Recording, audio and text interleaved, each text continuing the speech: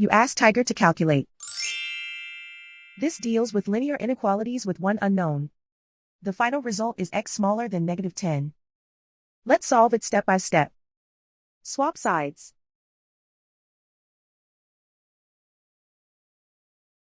Group all constants on the right side of the inequality. Add 7 to both sides.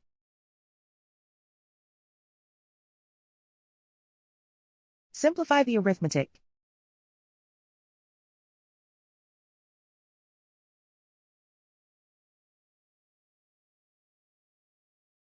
Convert the x into a positive number.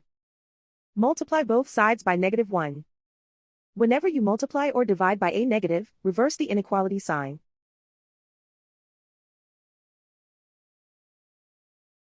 Remove the ones.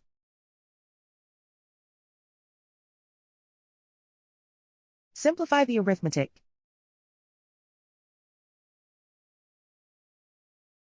Plot the solution on a coordinate grid. And so the final result is x smaller than -10.